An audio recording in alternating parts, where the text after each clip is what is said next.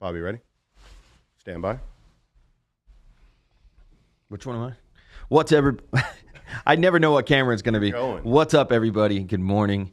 Welcome to the breakdown. This is Bobby from Fight Junkeez, and today I have a special guest. Actually, known. He's from New York City. Nick Dais from the Veterans Minimum podcast. We back. Yeah, we're back. We're here. So I say we're back because I like coming to Sticky Paws, and I feel like I'm here every 2 weeks. So yeah, I'm always It's true. coming in and out. Yeah, It's true. I see a lot of familiar faces. Yeah, so we usually do the breakdowns on Mondays and Thursdays, but there's no UFC fight this weekend. There is some fights. PFL, I actually met their champ, Brendan MMA, on Instagram out of Manchester, UK. He's fighting for the featherweight belt against Marlon Moraes, formerly UFC vet, with the PFL on Saturday. So, yeah, he came in. He did an interview with MMA Junkie, and I sat with, I believe it was Austin, and I got to say what's up. Big dude, yeah. 145er. He was our size. No, I know, man. I see Aljamain Sterling often at. I train over at Syndicate. I do jiu-jitsu over there, and he'll come in there with Marab sometimes. And one of the first times I met Aljo, because he's also native New Yorker, and we have some mutual friends. And I was like, dude, it's wild. You make 135. He's like, yeah, I get that all the time. I was like, man, you're bigger than I am. Big Like, dudes. Yeah, it's crazy, man. It's Ode crazy. too, making flyweight. Yeah, Ode also I don't. 125. That's crazy. I don't know. Probably 8th grade was the last time I weighed 125. Maybe 7th grade. Yeah, I would probably say around there too. Because the only weight that I remember distinctly is so I went to play college football at Buffalo State.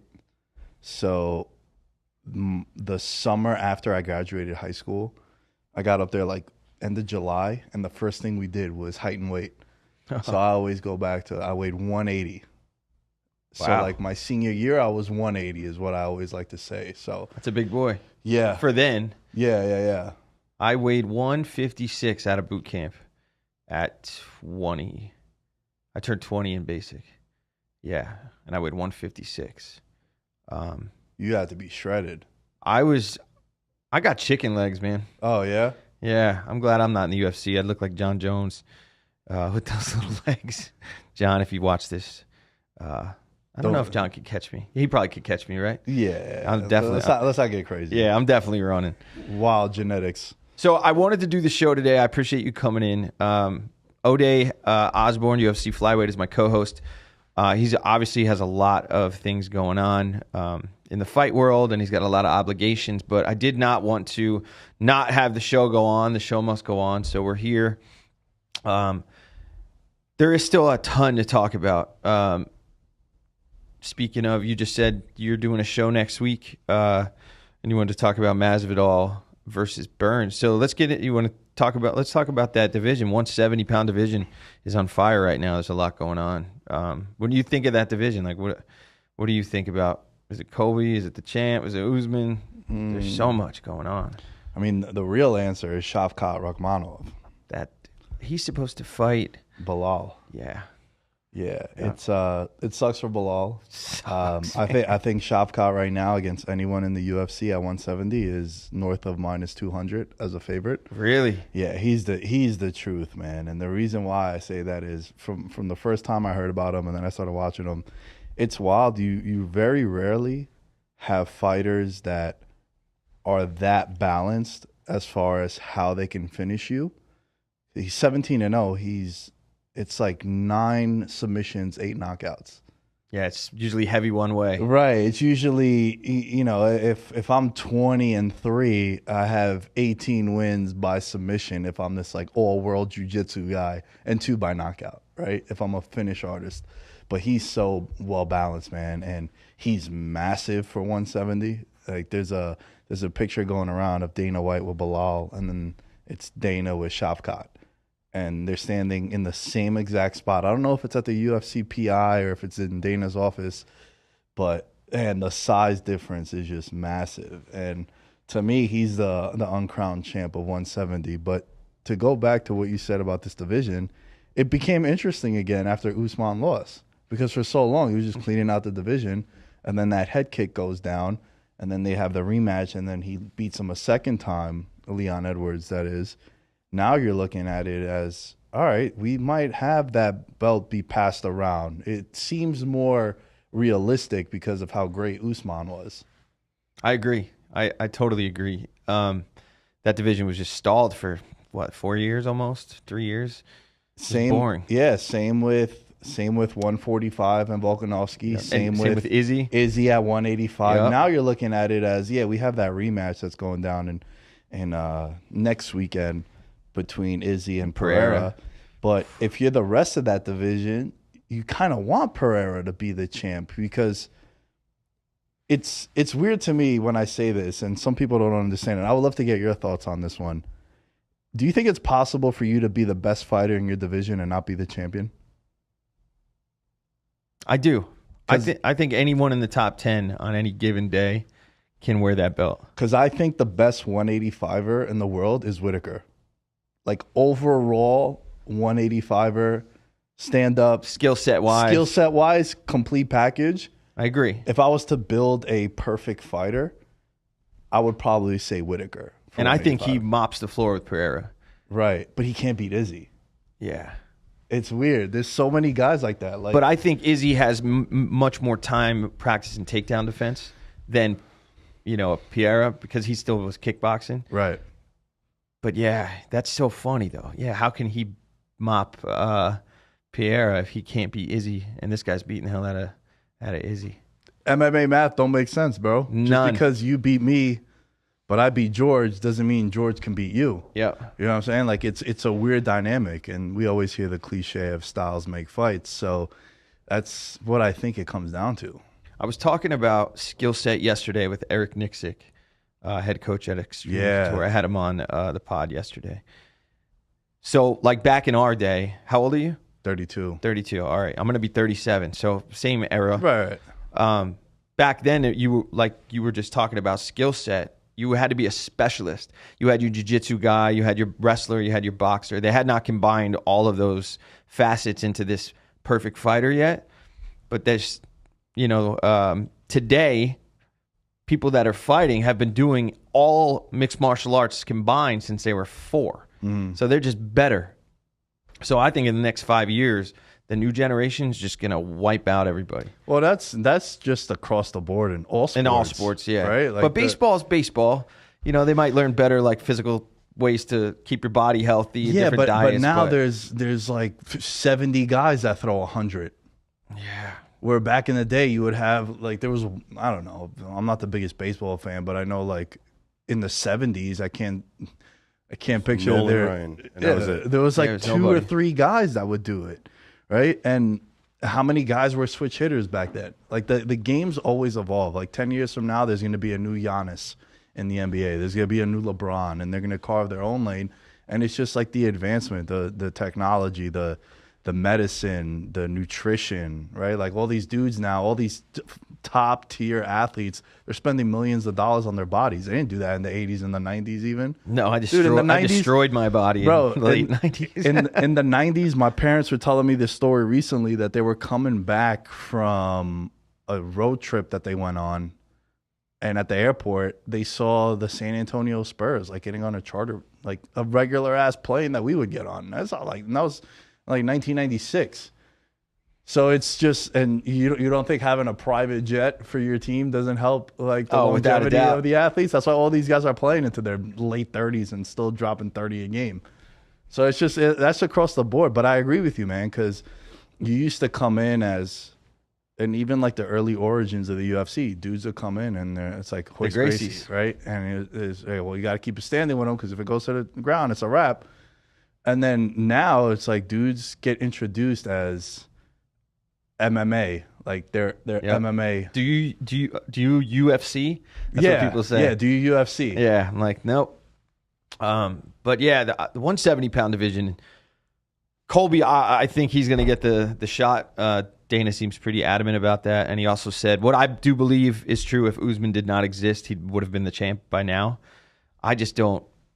I don't know. Then you got Hamzat like behind the curtain looking in. Nah, I think You that think he's done with 170? yeah, I think He's done. too big for 170. Yeah, and also if you miss weight by that much, dude, 8 pounds, 7.9 or something. yeah, and you don't seem to have a care in the world that you did it too.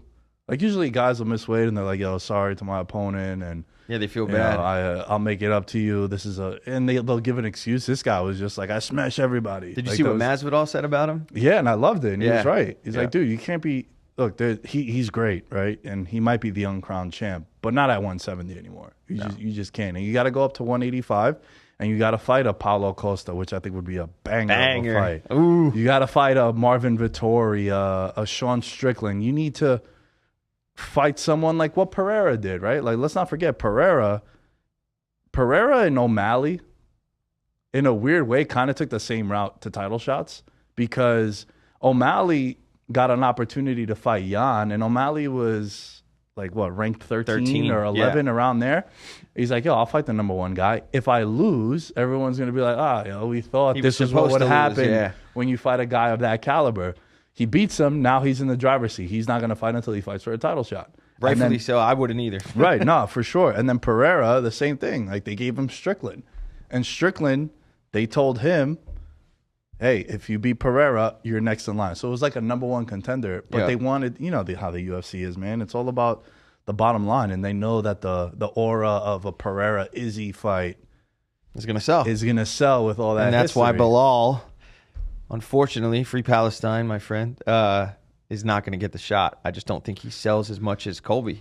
I agree with you, man. And also, like, if you look at the 155 division, I think Dariush in any other era probably gets a title shot too by now with what he's been doing. He should have had it. He should have had it. Yeah. But again, it's that division.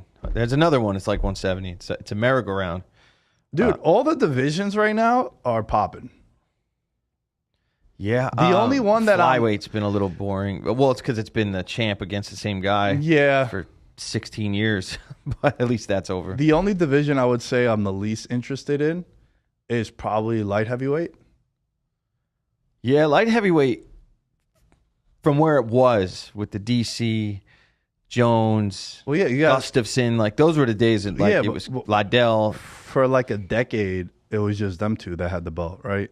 When Jones would be the champ, and then when he would do some wild shit out of the cage, DC would be interim and get the belt. And then since then, you've had Jan Blachowicz, Glover, Yuri, Jamal Hill in like 18 months. I like Yuri. He scares me. He's like a ninja in the woods in the middle of, what is he from, Yugoslavia or something? He's also fun too. Yeah. Like he's a fun fighter. He like goes and stays in the dark for like 72 hours. He's doing the traditional old. He'd probably be kind of weird to have like as a friend growing up. He was like hella normal, and then he became a fighter, and now he's like just whacked out of his mind, like staying in the dark. I'm like, bro, like you got the belt, chill. Yeah. But yeah, 205 definitely fell off. Yeah. What would you say is your favorite division? I would say for a long time it was 155. Yeah. Just with Poirier and Gaethje and Khabib and Conor. Well, Chandler. that I think is what they should do next. Poirier and Gaethje. Yeah, I was just listening to, I think it was Morning Combat.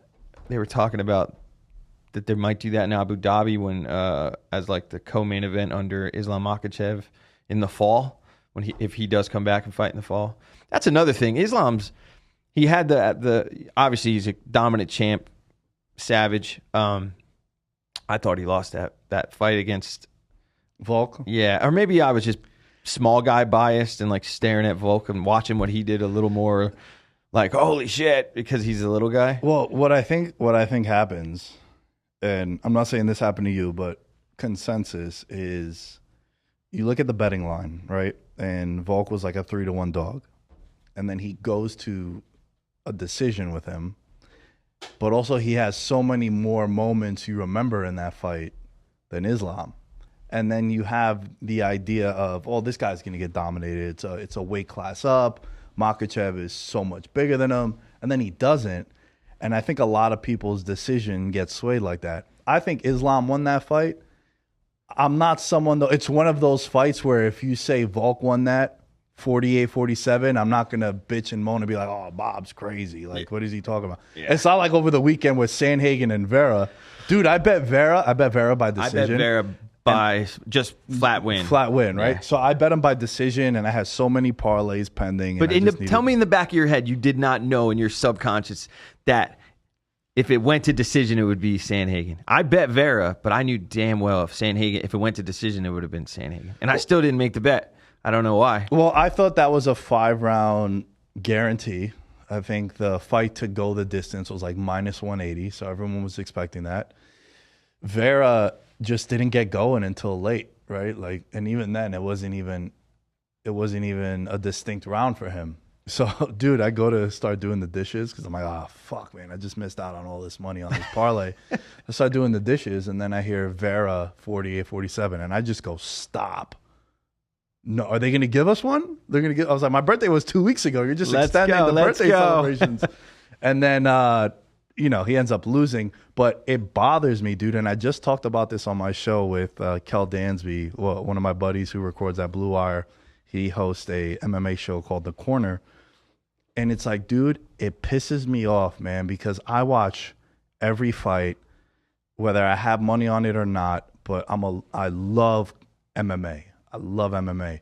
And I have a good idea of like what a 10-9 round looks for A fighter and B fighter. And I could tell like, yo, that might be a 10-8. And then when I hear someone give Vera a decision, it's like, man, that I feel like it insults my intelligence. Because I saw it 5-0 for Corey. I could have maybe gave him the third. Yeah, maybe 4-1. But dude, there was no way. I was upstairs. We were at John's house watching the fights, and we were upstairs watching it, and I had money on the fight, and end of the third, I walked away. I went downstairs, started like hanging out with my wife and my daughter and talking to John, and then same thing. I'm like, get the hell out of here. But Texas is out of control. That same, you saw the clip of the guy. Armbar. Yeah. He was out for what? He had to be at 40 seconds. And which is if you don't do jiu-jitsu or if you've never been choked out we look at these fights from a distance, but if you've never even been in a fist fight, like 20 seconds is a long time to be in a fight. It's a lifetime. That's crippling. So imagine being unconscious and you have a pro athlete in the octagon still choking you.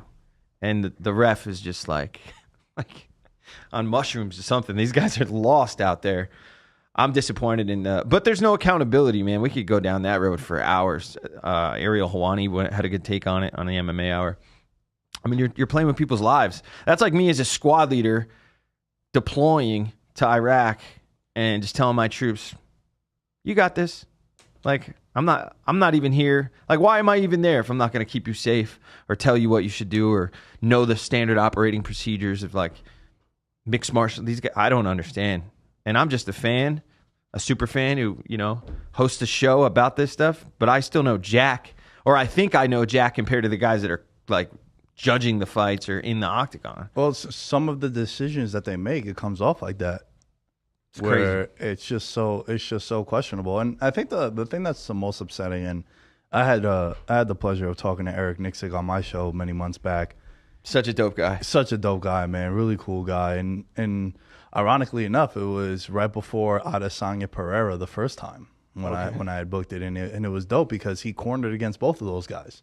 So it's cool to have that perspective. He cornered Strickland against Pereira, and then Tavares against Izzy.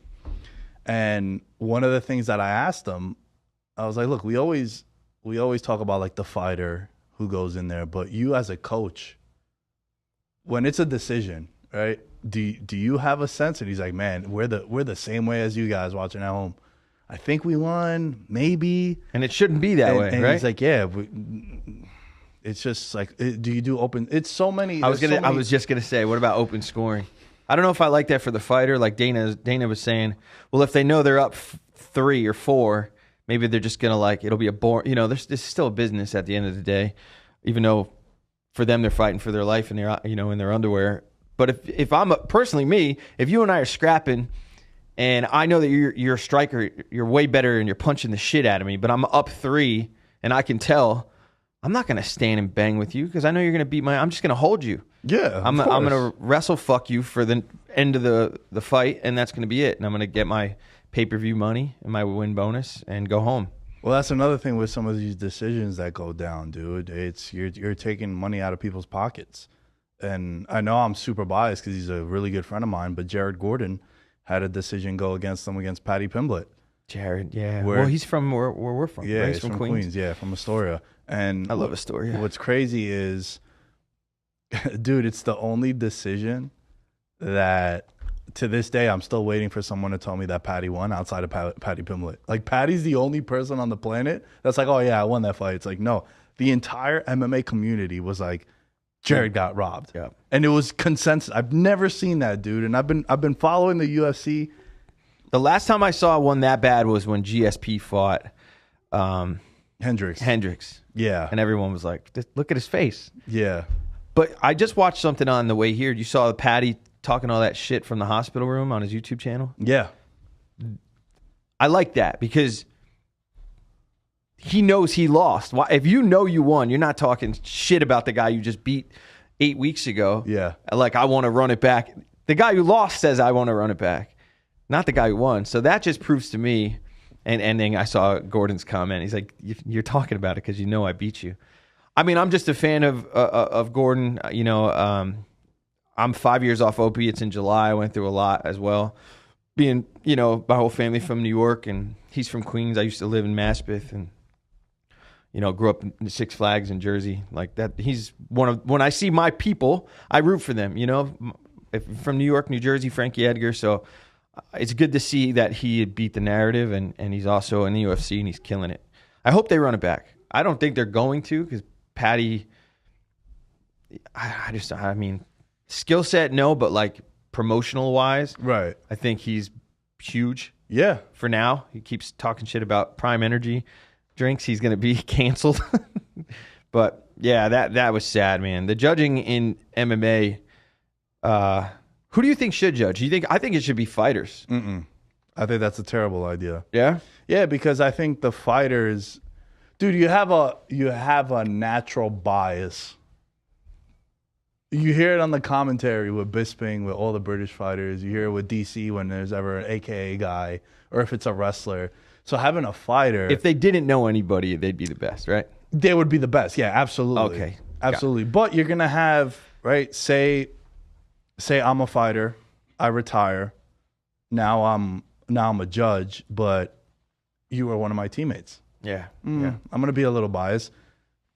George was my main training partner for 4 of my title fights. Yeah, he's not in my camp, but I would fly him in. I'd pay for his shit in order for him to be my main training partner before all my title bouts. Now George was 6 years younger than me, and he still is fighting. Now I'm a judge. I'm gonna be a little biased, bro. It's a human element. We gotta be transparent about this stuff. So I don't know what the proper solution would be. I feel like they should maybe add like 2 more judges, have it 5 judges. So now you have more eyes and different perspectives as opposed to just having 3. Like, why are we married to the idea of having 3? I don't know. Why can't we have 5? It's still an odd number, so you'd have to have it be one way or the other. one way or another. It's not like we have 4 judges. Like, that would be weird. But why It's not a draw. yeah, why not have it be two more judges? People want the open scoring, and some compare it to the live odds. Like, the live odds are super misleading too. Like, never go off the They'll live throw odds. me off, yep. Yeah, because the live odds are how they're projecting the rest of the fight to go, not how the fight has gone. And a lot of people don't interpret it that way, because if I'm a 2-1 favorite and in the first round I 10-8 you, but I'm clearly on my stool like Gassed. you look fresh as a daisy, Yeah. it might say that I'm minus 800, but You're I'm gassed. looking at it like, and I'm telling my buddies, I'm like, yo, Nick got nothing left in the tank. Why don't we bet the other guy? And especially where the narrative on me coming into that fight is I'm a prolific first round finisher. Like Connor, you know he's going to gas. Connor, Yeah. a couple weeks ago, dude. Well, the last card, Daniel Da Silva. This guy has, I think he was 11-4, 11-5 now, but 10 of his 11 wins have been in the first round, and his one win that came in the second round was like 40 seconds into it. It's like, this guy has no gas tank after. And the way I bet that fight was Da Silva round 1 plus 600, And then CJ Vergara plus 350 in round 2, and then Vergara ends up winning it in round 2 because he'd never gone that far. Yeah. De Silva was like in uncharted territory there. So that's why I think the live odds are very, very misleading when you look at them flash at the bottom of the screen during a UFC event. They'll throw you off. Hell yeah. And right now, like what we've been just talking about for 10 minutes, you just don't know. And it's a fight. I mean, look at why we've talked about the 170-pound division. You know, Usman was winning decisively for 4 minutes or four rounds in 2 minutes or even longer, and then one kick. I'm excited for that division. Gaethje, I was listening to him say that he does believe, and he said he does think that the UFC would give Conor a title shot over him or anybody else in the division if he beats Chandler, which is going to be weird because he's fighting at 170. Yeah, no shit. Of course he is. Yeah, but he said he will quit. He'll retire. Yeah, he's close to it though too. Yeah, like I think Gaethje has one more fight for certain in him. If he wins, he'll continue. If he loses, I can see him dropping the gloves. This guy's been in wars. Eddie Alvarez, all of them. He has 12 bonuses in 12 fights in the UFC. Yeah. It's something he's made like $600,000 just off bonuses, and it's a gift and a curse, right? Like it's dope because as fans we love it, but it's not the most optimal way to go about. Yeah, he's a wrestler. He could, like Alvarez when he was coming up. You know, the Underground King. I mean, I respect him a lot. He's from our side of the woods in Philly, but I personally, as a fight fan, was like, damn, this guy's just wrestle fucking everybody. He would just put you up against the cage and hold you, and it worked. He got all the way to RDA, and then he won the belt, and then he got a little ahead of himself and tried to stand with Conor, and we know how that went. I just don't. So what you were saying is Gaethje's also a dominant wrestler like Alvarez. If he didn't want to go into battle like he's been doing and he wouldn't have the bonuses. He might have actually had an actual belt by now. Yeah. Instead of just the interim. But he wouldn't be the Gaethje that we know and love today. You don't think if Conor comes back, gets a win over Chandler, he's getting a title shot? Because of course he is. Yeah. Conor, but Conor is one of the few athletes in all sports. He's Michael Jordan in MMA. He's outgrown the sport. Like he's bigger than the UFC. Like the McGregor brand is bigger than the UFC. Like it's gonna. He doesn't need the UFC, and he is a guy that if he comes back, he gets a win over Chandler. Yeah, he's gonna have a title shot. Yeah, 100%. And the fans want it, or they hate it. But either way, it's gonna sell. Those are the only two takes, right? It's you either love it or you. Oh my god, he's going against the rankings, and what about all these other guys that are? It's like, dude. Marlon Vera just said it. It doesn't matter. Like the top 10 doesn't matter. If the UFC wants to give you the belt, they're gonna. I mean, back to Dariush, Bilal, all these guys. Colby's up to. Why wasn't it Colby versus Bilal on that card?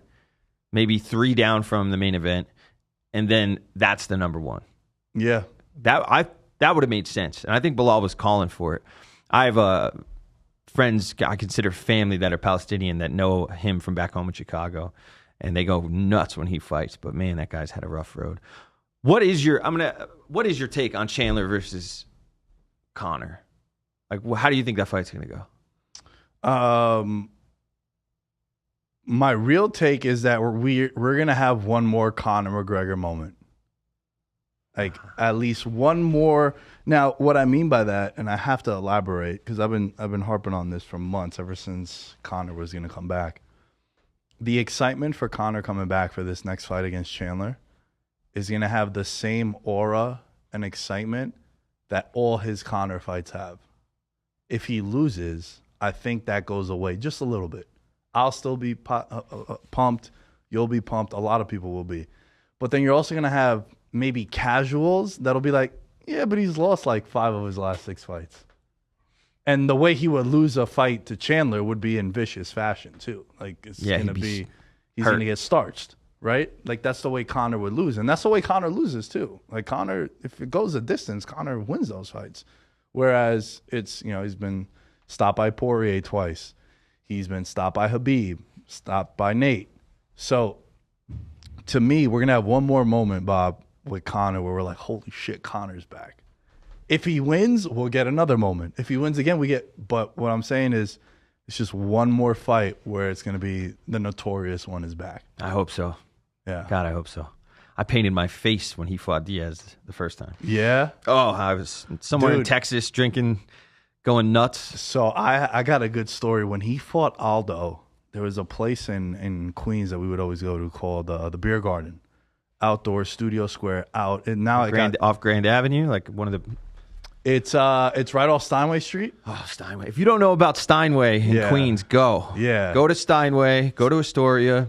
Might be the most diverse place in the country, honestly. Dr. J's. Yeah. shoes. Ditmars Boulevard, Steinway Street. So Famous. it's the Beer Garden was in a predominantly Latino area, right? So there was a lot of Brazilians there with the flag. Like you go there for World Cup games, you go there for like big national tournaments. It'd be sick. So Conor fights Aldo, and there's there's like a 4,000 person venue, right? Like Oh, wow, it's big. It's massive, yeah. So there's like half the crowd is with the Irish flags, half the crowd is with the Brazilian flags, and the Brazilians are dancing on the tables. They're going crazy. Dude, when Conor knocks him out, there's Irish dudes hanging from the light post, going crazy. Fights are breaking out. It's wild.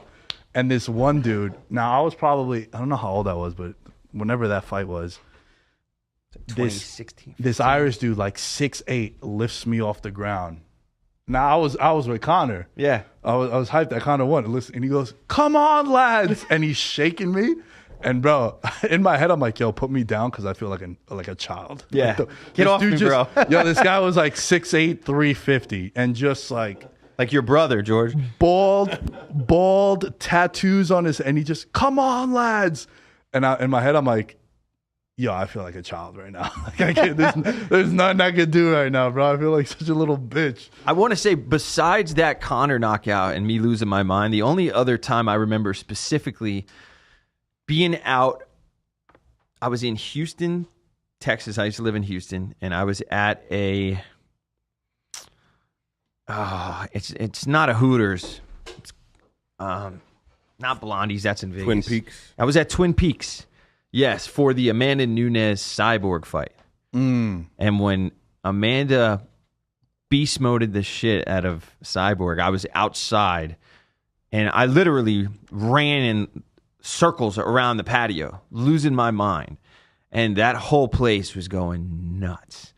I mean, besides a head kick KO from Holly Holm against Ronda in the women's, MMA world, that was probably the biggest holy shit moment. Because like Cyborg was just Unbeatable, killing everybody. Yeah, I would say that, and then Rose, the head kick on Wei Lee. That was, yeah. Dude. My wife likes Rose a lot. That head kick was... That one was wild. What do you think about Conor Chandler, George? Shit, man. I'm excited to see Conor come back in. I think he's just been robbed, man. Talk about an all-time great athlete that like injuries have stunted. Now, if he didn't have proper 12, I think his ass would have been fighting a lot more. You know what I mean? Like he's protecting his brand and his value right now because he understands what another loss would do, like you said. So, he's just got to be careful. I wouldn't mind seeing him like take like a tune-up fight, so to speak. So leading into it. So this is gonna sound terrible. I think Chandler might be a tune-up fight. Oh, And the reason why is I think the matchup for Conor it's great. is great. He's gonna stand and bang with him. A Mendez, another Chad Mendez. Yeah, he's gonna stand and bang with him because that's all that Chandler has done. And Chandler, he's very loopy with his punches, where Yeah. Conor comes straight down. Like even when he fought Poirier in that first round, dude, if he's more direct with his strikes as opposed to coming like that, Oh, he wins. he puts him out. Even Poirier said it. Because he's strong. Hell, dude, he's a That's another thing. I see him working out all the time. I see him do more cross. Now, Chandler, I get it. You're not where you're at because you're not training mixed martial arts and striking. But I'm like, this dude only works out. If he did some Sean Strickland shit and sparred as much as he did CrossFit, I think he would be, he'd have a lot more wins than losses in at least in the UFC. I know he did great in Bellator. But damn, a tune-up fight, Chandler, huh? I also think that Chandler has been he's a human highlight too. He's another guy that every fight he's been in has been just fight of the night. Like every single fight goes out, it's a scrap fest. The one against Gaethje, the one against Poirier. Dan Hooker was super exciting until he put him out. Oliveira was wild. That's just the way he fights. Tony Ferguson also. Like there's always, he's going to be on a highlight one way or another. Like he's either getting finished or he's finishing you. That's how he fights. And it's not being disrespectful saying that it's a tune-up fight. I just think of all the other people, like Conor's not going to want to fight Oliveira. No. Horrible matchup. Massive mismatch. He's not going to want to fight Islam right away. No. You can't have that. So that's why, like, Chandler of everyone in that division, because you can't do Poirier again. Like, I feel like that's... I'd like to see if Conor wins, and he gets a shot, Chandler versus, gosh, he just fought Gaethje. I'm forgetting his name. Oh, Fiziev? Fiziev. Yeah. Fiziev versus Chandler would be a... Well, I think Gaethje kind of halted a lot of the plans that UFC might have had. I said that to John. I think they wanted Fiziev. Yeah. No slight on Justin, but that same thing is 170 and all these other. It's been the same 5 people in the top, and Fiziev would have been a new face. He's a family man. He's from across the pond. And if we go back many months ago when Gamrot lost to Dariush, I'm sure they wanted Gamrot to be inserted there because, again, like you said, man, that's a good point that you made. How you have new blood coming in there, and then it becomes exciting. That's why 170, even though it's like the same guys, it's now the opportunity to be a champion is more open than ever before. That's why you're seeing all these guys put a claim in to be a champion or to get. And I like that talk. I mean, I'm not saying be unauthentic, but you have the platform. If you're getting interviewed by Chael or somebody, Ariel, talk a little bit. Call somebody out. Put your name out there. Nobody's calling Islam out. Though I mean, everyone's pretty much booked up, but nobody's coming out and saying I want Islam. Well, I think because who would you say? Anybody. Earns the right, though. That's why I think there's too much respect. No disrespect, but sometimes, talk that shit. You're in the position. I don't care if I'm obviously the UFC doesn't care, so why should you care? And Islam's been quiet as a champ. I don't know where that. Well, he hasn't defended his 155 yet. Oh, I mean, he did against Volk. Yeah. What do you think? I don't know if I want to. I'm going to ask anyway. Screw it. It's my podcast. What do you think about the allegations against Islam and the fact that he has not come back out personally and said that I did not, get an IV? Like that whole thing, it just caught me off guard because I look at them all as like, I know a lot of Muslim people. I've lived in Muslim countries and deployed there. They're very good people, and I don't know if it was bullshit. I'm one to defend myself if you slight my name. What did you think of that? I think it'd be very weird of him to do that in a foreign country where the fighter that he's fighting, that's his home turf. Like, it'd be weird to go and try to pull something like that. It'd be more of, when like guys in the NFL pop for weed and you're like, man, you're an idiot. Yeah. And the reason why you're an idiot is because when they're going to test you, right? It's kind of very similar in the sense where, why would you go and do some funky shit in enemy territory? Could have done it in Abu Dhabi, because that's like it's your people. They'd protect you in a weird way. Yeah, that would be my only thing when it comes to that. So if it did, why? And we don't know. Or also just why put yourself at risk where you would get caught because you're fighting a guy who that's his people.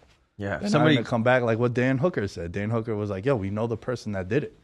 It's like, yeah, no shit, they would know him. It's their home turf, bro. Like, and if you're the home, not just that they know everyone. Like everybody loves Alex from that. Like he's the champ.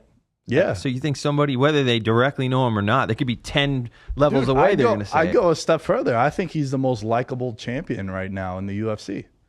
Like consensus, I think everyone, unless you're his opponent, but even his opponents, like Max has love for him. Like everyone in the UFC, I think he's the most popular champion consensus amongst other fighters. I agree. Right? I was just going through my brain. John Jones has a lot of heat on him for many reasons. Jamal Hill. He's dope, but he's kind of, I won't say unknown. He's a champ, but like he's new. He's new blood. Yeah, he took that big jump where he just went right into a title shot. Yeah. It's like he had to work. Maybe had one or two more fights until he got one. Pereira, people love Izzy, so people hate Pereira for taking the belt from Izzy. 170. Edwards, I think, is becoming more. Yeah, he's closing in because he's having the witty punchlines, and when Usman was like, "What happened in the second fight?" He's like, "Yo, my shin cracked you in the face. That's what happened." It's like, oh shit, like he's funny, he's entertaining. He's got that confidence now. Yeah, so I think Volk is like the most popular champion amongst other fighters. Yeah, Islam's quiet.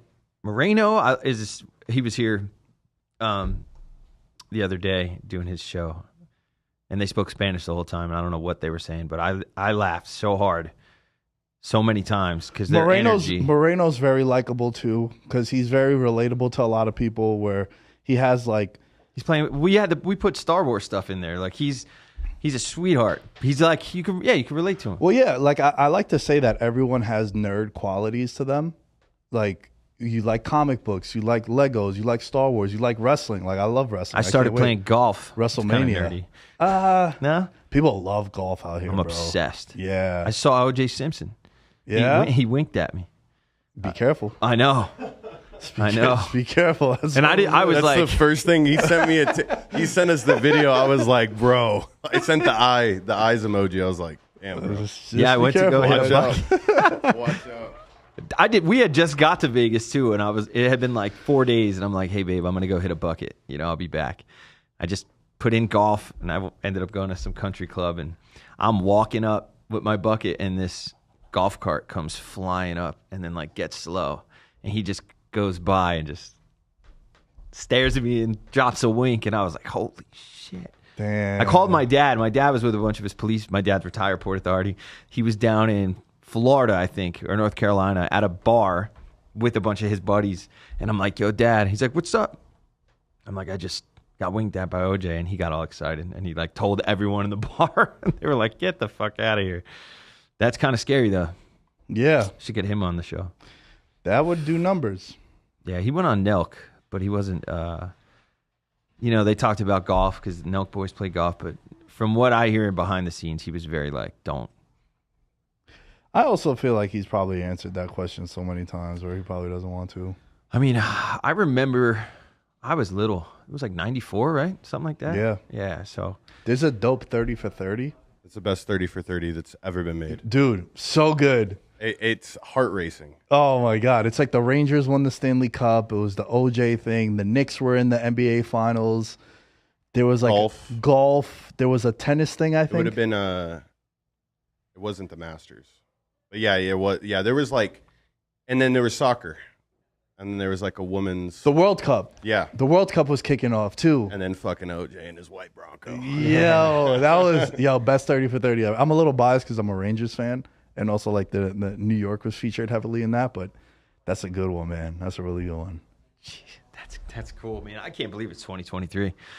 I still can't believe. Time's flying. Hell yeah. So, MMA, it's exciting. Are you going to go to the fights? Do you follow any... I know we spoke last night. I think I'm going to now that I'm hosting, a show that's It doesn't say UFC Junkeez, it says Fight Junkies. So respect to the fighters. Well, this is I will say that I know the PFL card this weekend is pretty dope because there's a lot of former UFC guys that are fighting on that card. Yeah. Thiago Santos. Thiago Santos is fighting. Yeah. For what weight class is that? Light heavyweight. So same. He's a bad man. 1, 2. Yeah, there's like 5 former UFC. I think that's kind of why I don't. You know what's funny? The champ now, Brendan Lunane, I think. I couldn't say his name the other day when I met him in person. He's a former UFC guy too. Well, he was on the Contender Series and didn't get chosen. Yeah. And now he's the champ. Well, what's dope is Wilkinson is a former guy. Wilkinson actually fought Adesanya on his debut, and I remember Izzy being like -190, and I was like, oh my God, that's such a gift. and then Izzy ended up finishing him. That was a good one. Yeah, Jotko is a former guy. Who else is Bubba Jenkins. Chris Wade is from Long Island. My the guy that gave me my blue belt, Hugh McKenna. That's his main training partner from Long Island MMA. So that's gonna be fun. That's gonna be a hell of a main event though. I think Marlon at his best is one of the most dominant. Like you said earlier, his striking is good. His jiu-jitsu, his cardio. I think he's a guy who is one round or bust. I mean, yeah. Remember when he fought Marab? Dropped Marab twice, almost finished him, ends the round on top. And then round 2, it looks like he just ran a 28-mile marathon. Same against Cejudo. He was just chopping him up, and Cejudo changed. I mean, he does have a knee to the face KO win over the champ now. Yeah. But he's another guy who he fights very fast pace. He's like Frankie Edgar. I mean, he trains with Frankie. They're all in Tom's River. Yeah. So Frankie, I think had a better gas tank where he kind of looked good. Oh no, I meant fast, like just fast twitch, like going in there. Frankie's always moving. But yeah, I don't know if I'm gonna go. I did put it out there to John, so we'll see. Go win some hearts and minds. Maybe watch somebody get kicked in the neck. But I'll say this: if they let me bet on it, I'll probably be more inclined to go. Gotcha. Yeah. You'll be a little more invested. Yeah. So what do you have? What's going on in your world before we get off air here on this beautiful Thursday? Like, can you tell us where to find you, your show? Just man. Plug all your stuff. I appreciate you having me on. You can find me at Nick Dais 10 on all social media. My show is called Veterans Minimum. I got the jacket here. It's a sports talk, sports betting show. I like to say I'm creating the best sports betting vibe on the internet. It's super laid back and chill, and you leave the pod better than you came in. Like, you learn some shit about sports betting. You look at things from a different angle. I think the conversation about sports and then sports betting are two different conversations. You could break down sports with a betting input to it that is, in my opinion, and I'm definitely biased, it's more interesting. And were you into sports first and then learned betting, or were you just into were you one of those guys in New York playing poker? You just a betting, and then you've learned sports because of betting? So it's funny you mentioned that, because I just posted a video before we went live on the show about how I got introduced to sports betting. Because I lived in Queens, and every single person that watched sports there played poker in their grandmother's basement in the brownstone. I sat in so many poker games. I didn't really play, but everybody in Queens plays poker. Yeah, it's very popular for sure. I got introduced to it, man. I was 7 years old. My uncle came to me with a parlay card and asked me to circle 4 teams to win. I couldn't tell you what the 4 teams was. I was actually a soccer kid growing up. That was my first love, soccer, and then the NBA. And it was four teams that I picked in the NFL. And again, couldn't tell you what the 4 teams was. Next week he comes back, he gives me money, and he's like, "Yo, if you could do that every week, you're good. You make some money." And I was like, "Oh shit, okay. How hard could this be?" And then I realized how hard it was. And then all throughout that, man, even in high school, I'd have my football coaches, some of my teachers would come up and be like, "Yo, what do you think about the line tonight in Monday Night Football?" So I was always the sports betting dude in my friend group. Were you the guy that ran the fantasy footballs too and all that stuff? Yeah, for sure. I was the guy "Yo, you needed a bet, I could get a bet in for you." Got you. I know. I just want 20%. I know some guys. Yeah, man. And then from there, just clearly a sports fan. All I do is consume sports, dude. My TV's on ESPN or on one of the apps that have Fox Sports or whatever it might be.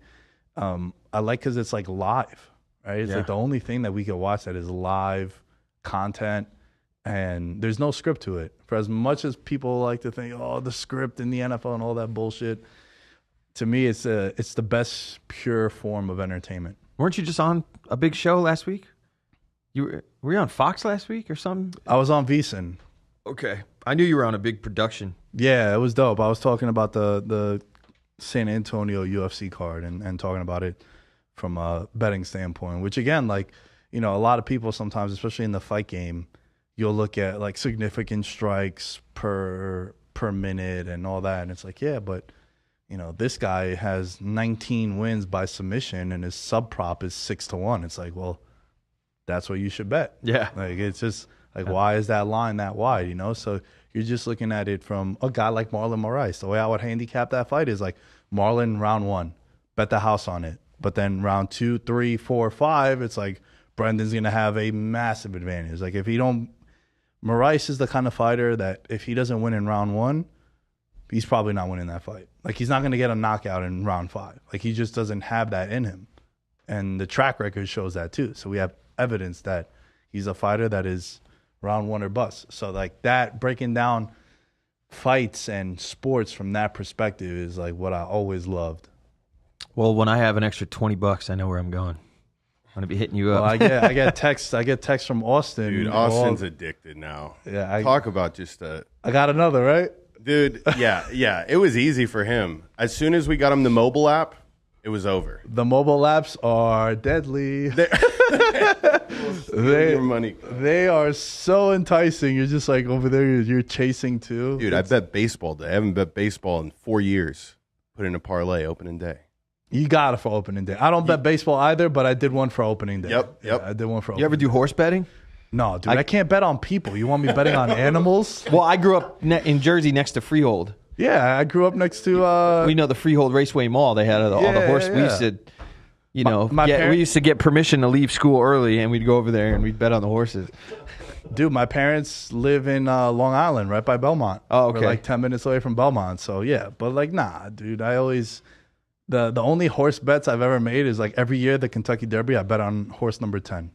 It's my favorite number. I'm like, yeah, fuck it, whatever happens. I think I'm like 1 for 12 on it winning. But besides that, it's like, I just do it for that. I got one last question for you. Sure. Boxing. We got Gervonta Tank Davis fighting Garcia. Who do you think's gonna win that? Man, do you follow boxing? I'm a super casual when it comes to boxing. Like Me too. I watched Caleb Plant. I watched his fight. I like him as a person. Same. That's why I follow him. Same. And I like how he has a lot of clips that have gone viral of him. Like some motivational stuff and whatnot. And I like how when he lost to Canelo, he said, "Yo, I'm sad, man. He's like, I feel like I'm not a man." And then Canelo, like that back and forth, the mutual respect. So I watched that. Like, to me, dude, I could probably name like 7 or 8 boxers that I know of, truthfully, and there's probably 4 of them are dead. there's probably 4 or 5 that I would like go out my way to make sure I watch that night, and Tank and Ryan are probably that because of them two are very popular also among social media. Yeah, huge. Yeah, especially Ryan. But dude, everyone that I know that follows boxing is saying that it's a layup. Tank is winning. That's what the powerful one from this building has said to me. I don't know if he said. I am just happy that they're going to fight because boxing tends to not put on the best fights at the right times. It's always like, oh, this guy should have fought you 3 years ago. It happened with Pacquiao and Mayweather, and I'm excited. I think Garcia is going to take it. His speed, and he's long, and he's got to cut a ton of weight. I don't know. I'm excited. I'm going to watch it. So again, I appreciate you coming in today, man. Thanks for having me. I really do. I learned some stuff. I don't know jack about betting. I'm a super fight fan, but when it comes to betting, I don't know much. But I'm excited to learn a little more. It's the best sport to have a massive advantage over the sports books on. Because they hang some bad lines. Yeah. They hang some really bad lines. Like I mentioned before, there'll be a guy that can only win by submission, and he's like a -200 favorite, but he has a 6-1 submission prop. And you're like, oh, thank you for the gift. So there's a lot of interesting stuff when it comes to betting. Damn. Well, you heard it here. Again, tune in every Monday, Thursday for breakdowns. I'm also doing some interviews with fighters. And I just want to say I appreciate all the support. This is my second week ever podcasting or ever breaking down fights. So it's going to be an awesome journey, and I look forward to it. So yeah, please like, share, and subscribe. Follow us at Fight Junkeez. Tomorrow, Eric Nixick's interview is coming out. And tomorrow, my interview with Eric Nixick Boom. is coming out. So George, again, thank you for all your support. You're Absolutely, the man. and everybody in the building. And Nick, I appreciate you coming today, bro. Thanks, dude. Thank you.